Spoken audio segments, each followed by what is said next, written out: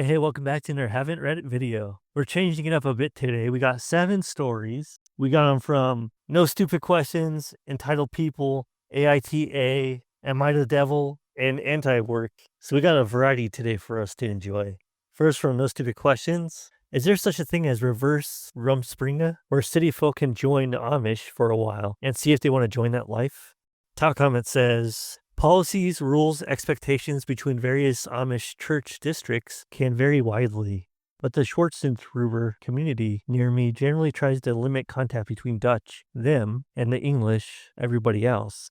Allowing in even one outsider would be controversial and would be a heavy lift for their local leadership to pull off. Accepting in droves of people they consider to be something akin to contagious isn't going to happen. The best argument to persuade them might be that they would enjoy witnessing confirmation of a generally held belief by many of them that the English are weak. Edit just to add the factoid, the Amish in the local church district don't rumspringa to the English world. They go to Amish church districts with more relaxed rules. Interesting. Someone responds, Amish communities are not as wholesome as most think. May be a simpler lifestyle, yet very unhealthy in many ways. Someone else comments, I hate that they call themselves Dutch, or that you call us Dutch Netherlanders, because they're of German descent. Second comment says, no, they don't really want outsiders in their small established communities, especially educated ones. If you live in a small town and know some Amish people, that would be different. Buddhist communes often live according to similar sorts of peaceful farming/crafting principles and accept outsiders, though. This one says, absolutely not, lol. I was born a Holdeman Mennonite. I could compare it to the Amish, but with electronics. Frankly, you wouldn't even be welcomed into our church, much less the more elusive Amish. My grandmother was a convert, and despite incredible allegiance to the church, even after 18 years, people never forgot that she was an outsider. My mother grew up estranged from the other children around her. It had some serious effects on her as a person long term. So no, it would never be a real experience, even if they somehow agreed on it. You'd see a very polished look at what they want you to see, which is how they hide the dark parts of their way of life. Someone asks, what dark parts, if you don't mind me asking? Someone responds, lots of stuff to children and animals. Last comment. Coincidentally, the post below this one in my feed shows hundreds of Amish dudes walking away with a barn. OP says, that post is what made me think of the question. Haha. Second post of the day. My friend mocked me for budgeting, then got denied for an apartment because of no credit. One of my closest friends used to make fun of me for being too responsible with money. Every time I'd say no to eating out or mention sticking to my monthly budget, she'd laugh and say I was acting like someone's mom. I never took it personally. She's always been the spontaneous type, and I figured we just thought about money differently. A few months ago, she started apartment hunting. She found a place she loved, went through the application process, and then got denied because she didn't have any credit history. She called me upset and confused, saying she always paid for everything with debit and didn't owe anyone money, so why did that count against her? I didn't have a great answer. I just told her I'd been trying to learn about that stuff too, because apparently not having credit can make things harder even if you're responsible. It's weird watching someone go from teasing you about being cautious to realizing why it matters. I wasn't smug about it, just kind of sad that none of us were really taught how any of this works before adulthood hit. Top comment says, she teased you for budgeting, but to build credit you don't need to budget. If she had paid everything on her credit card and paid the credit card straight away, she would have built credit and still continue teasing you regardless. If you budget, save, but you then do the same as her, pay on debit card, and don't have any debt, you will too have a hard time when looking for a place or anything else that requires a credit check. Someone responds, yeah, but most people who budget end up learning about credit too. It's kind of all connected once you actually care about your money. I like this response. It didn't. My parents were always very against credit cards, but they taught me a lot about how to save and budget. It screwed me over big time when they wouldn't co-sign for me, made buying a car or renting an apartment impossible. Glad my grandparents stepped in to help. Fuck those parents, man. My children will be getting a credit card pretty early because of my parents.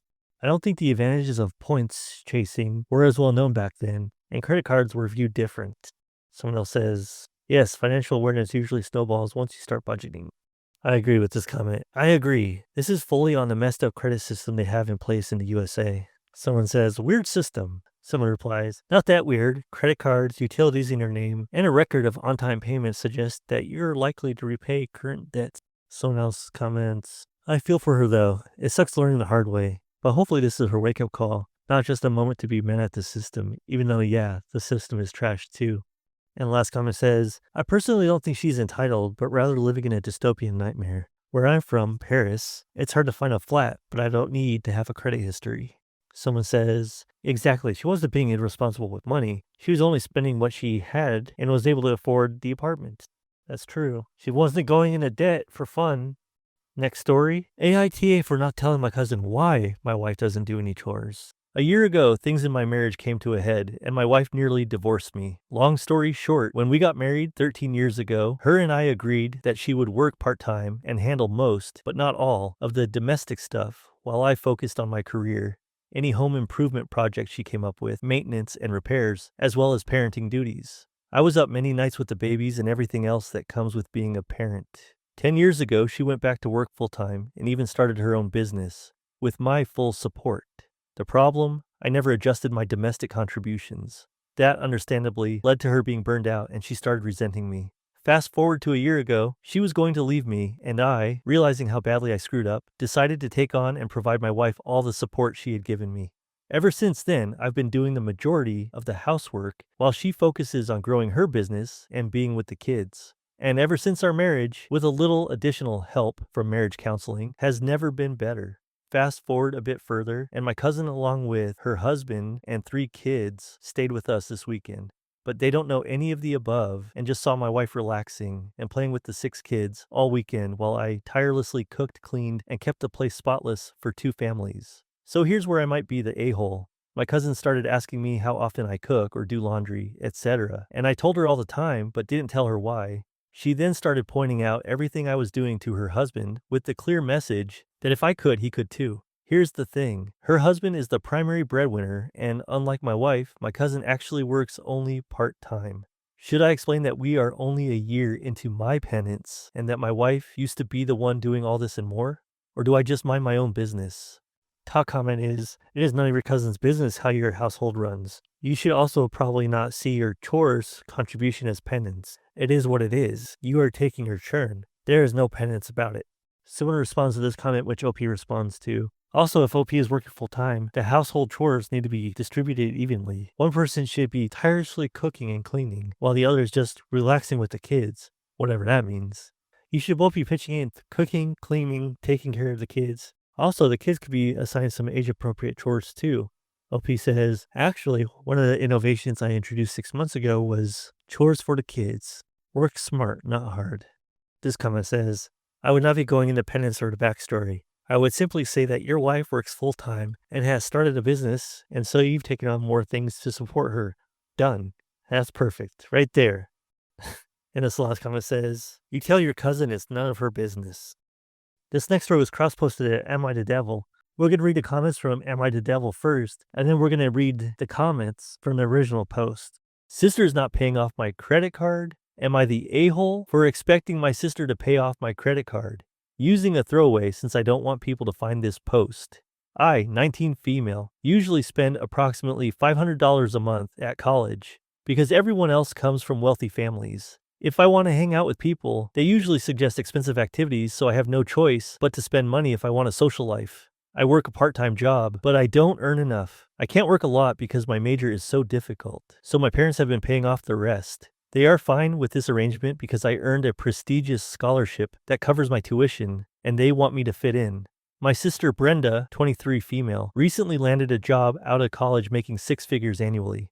My parents said that she can live at home for free, so I've been nagging my sister to open up a credit card for me. That way she can get billed for my spending rather than my parents'. My sister is vehemently opposed to this idea since she already had plans to save up money to move out as quickly as possible. A few days ago, I was joking about all the nice things that I could finally buy once she gives me a credit card. Brenda was quiet the whole time, so I backed off the topic for a while. But when I brought it up recently, she totally blew up in my face. My sister screamed at me for acting like a spoiled Ivy League bitch and accused me of never working hard for anything in my life. She calls me spoiled even though she's the one who chose to go to a more expensive college, knowing that our parents would help her pay off the extra student loans. While I was in high school, I saw how they struggled to make ends meet because of her choices. I started working after school so I could help them out. My parents said not to mention my job to Brenda so that she wouldn't feel guilty for getting her education. I suspect my parents tiptoe around the topic of her school since she was so clearly disappointed by her college acceptances. Brenda knows that money has always been tight for our family, but she insists on living at home for free, and she's trying to save up rather than helping out our parents. We both know that our parents will never force her to pay them, and I think that she's just taking advantage of their generosity. I had to make sacrifices for our family, so it's not fair that Brenda is able to freeload. I think my spending now is making up for the fun that I missed out on during high school because of her. Covering my spending is the least she could do to help the family out. So, am I the a-hole? Edit. To be clear, I'm not actually asking for $500 a month. I spend $500 a month, but I have a job, so I am able to cover most of my own expenses. Right now, I am on a credit card that my parents pay off, but I give them back all the money I earn at the end of the semester. So in reality, I only cost my parents $100 to $200 a month. My sister's college loans cost them way more than that, but she insists on not paying any rent or contributing to household expenses. My parents won't force her to, but I think I could at least convince her to take the $100 to $200 per month of costs away from my parents by giving me a credit card. Even if I cut my social life way back, I think $100 to $200 would be a reasonable amount to ask to cover basic living expenses. I basically helped pay for her college education by working in high school, but now she's refusing to help pay for mine despite being in a great spot financially.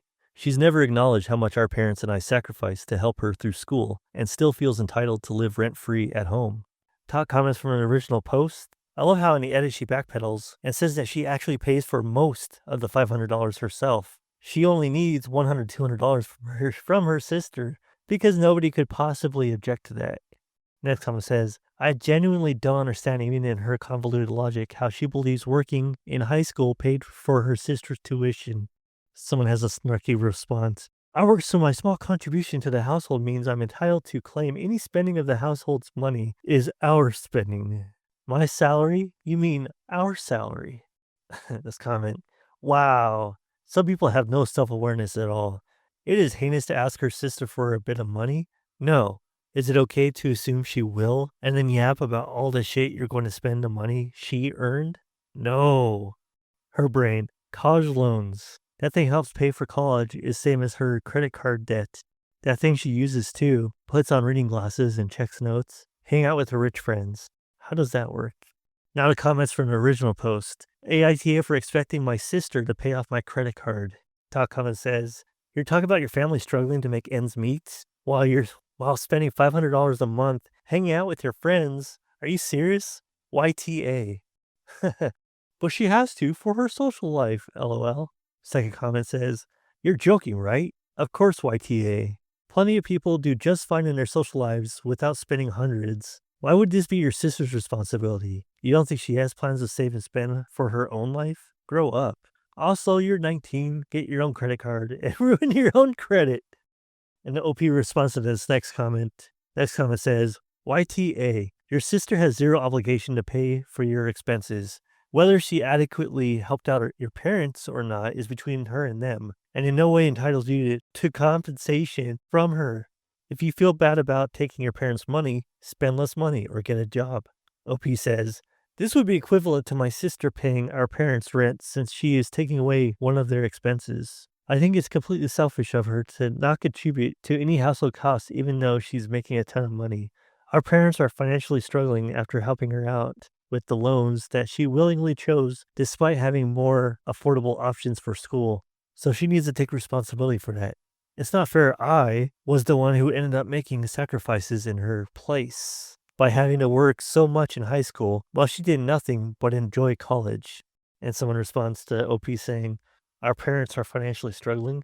So why are you adding to that struggle by claiming that you need to spend $500 a month hanging out with your friends, right? This is rage bait, right? I'm starting to think so, LOL. YTA, you can't expect your sister to pay off your bills just because you decided to make poor spending decisions. That's extremely entitled. In this comment, this is clearly fake, but in the event it is not, the entitlement in this is unbelievable. Grow the fuck up. Your sister owes you shit and you're a spoiled little bitch. Get a social life that doesn't involve money. Get some friends who don't expect you to spend. Or just don't have a social life until you can afford it yourself. You're expecting your sister who has done nothing wrong at all to use her own money she plans for to fund your ludicrously expensive and unnecessary social life. I bet you would cheerfully bankrupt her. YTA. That is so true. Last comment says, grow up. Seriously, it's so sad that people who are this entitled actually exist. Edit judgment. YTA majorly. OP responds, I worked during high school and college while my sister never worked before getting her new job. The whole reason I had to put in so many hours during high school in the first place is because the burden that my sister's debt put on my family. I barely ever had time to hang out with my friends or have any normal teenage experiences, but my sister did, even though she's the one who caused the financial strain in the first place. And someone responds, seek therapy about your resentment to your sister. You'll be happier. Next story of the day. Boss demoted me for crying during an understaffed shift. I work at a pet resort. They scheduled me on Sunday with 72 dogs leaving and 17 dogs arriving, plus 30 dogs arriving for daycare. I worked open to close alone. I got my lip busted, screamed at by irritated customers due to long wait times, cursed at, was completely unsupported, unable to take a break, and the lead in the back told me to suck it up, and she couldn't help me. I agreed to be cross-trained earlier last week to work up front and also in the back as a kennel attendant for more hours, and noticed they changed all my shifts to the back after Sunday. I found out a regular customer that I know personally called to advocate for me because I broke down into tears in front of her. I was in pain, hadn't stopped moving for 6 hours, a laundry list of unfinished tasks, and just broke. I've worked in hospitality for 7 years and have never cried before. Today I was pulled into a meeting and told I would be a better fit for the back because I was the face of the business and I needed to be stronger to work up front. I explained the reasons, and he said not to take it personally, but he'd heard the story, and it makes the business look like they're mistreating me. I'm a full-time college student, and working up front was honestly nightmarish. But the kennel shifts are god-awful. I only agreed to take a few for the extra cash, but it's constant physical labor, and I can only pass out exhausted when I get home. I don't know what to do. I've applied to other places since May. I'm just incredibly defeated and frustrated, worried they're going to find another reason to fire me after this. I was written up in my first month due to a system mistake I was never shown how to fix, and for the several months following, they've been on my ass like crazy. I don't know if I'm looking for moral support, suggestions, or just venting, but I had to put it somewhere. My mental health is tanking, and I'm on so many medications just to deal with this job in school. Thank you. Update. The manager in question, who fired me, also known as forced me into a position I wasn't hired for, wasn't on shift that Sunday because it was his birthday. We were understaffed because he didn't even look to see there weren't people, and no one picked up his shift. Update 2. Said manager sent me out to work my last front desk shift immediately after demoting me. Struggling right now. Update 3. Holy fuck, my boss just got mauled breaking up a dogfight because an unsupervised, non-social bull mastiff was in a yard where a small Westie wiggled through the fence to say hi. The bull mastiff treated the poor thing like a ball, and it's in critical condition. Holy fuck, I'm getting out of here. I'm supposed to be in the yards next week. It's like a 1:45 dog ratio in both the big and little yards. Fuck that. Top comment says, I would be absolutely livid if I knew my dogs were amongst 100 others with what sounds like only 2 people to take care of them all. There is no way in hell those dogs are getting looked after properly. OP says, took a while to respond to this, but you're 100% right. We're forced to give mandatory tours to any interested client, and I cringe when bringing them to the yards. I hate when people drop their pets off because I know they aren't getting more than 3 walks a day if they don't buy a daycare package, where they aren't even safe. They delegated the care of cats to being a front desk responsibility.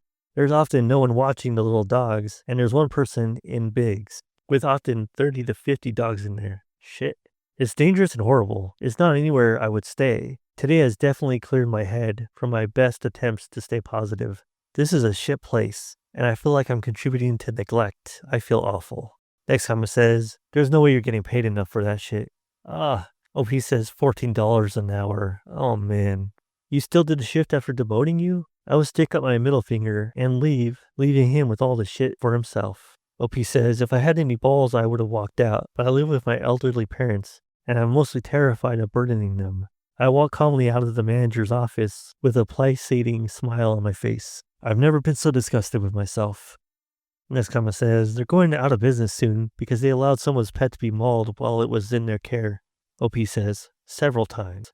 Name the company. OP says, it's local. I want to, and I suddenly have 5 days off to hopefully find a new job. I'm going to file a complaint with the labor board. There's been several incidents with injured dogs in the past month alone. It sounds like the scheduling manager needs to be reported by whomever is above him. It is their fault you are working alone, doing a job of 2 to 3 people. A good manager has backup and then a second backup. No breaks or lunch breaks is illegal. OP says, luckily the guy above him likes me and complimented me on my stellar customer service. I'm going full labor law on them once I find a secure job. Your job is a piece of shit. OP says, I hate it because I like him. He was a friendly guy. I'm thinking this was motivated mostly by the assistant manager who is my age and has had it out for me since day one. The actual manager, boss referenced, is a pushover and has no willpower. I've had enough experience to not trust coworkers, especially not managers and bosses, but I had genuinely come to like the guy. It sucks. Yeah, here's a problem. Are you comfortable sharing the state you work in? Depending on where you are, your employer may be breaking the law. NOP says Florida. Florida has like 0 worker protections. Final story of the day.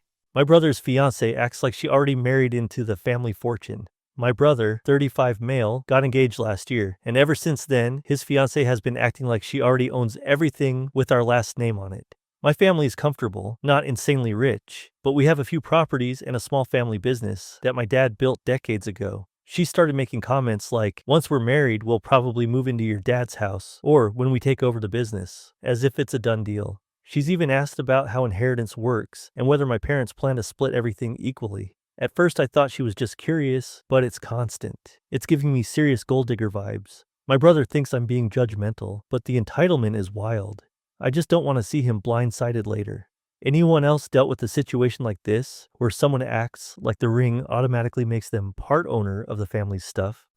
And all the comments pretty much say, make sure your brother got a prenup. Prenup, prenup, prenup.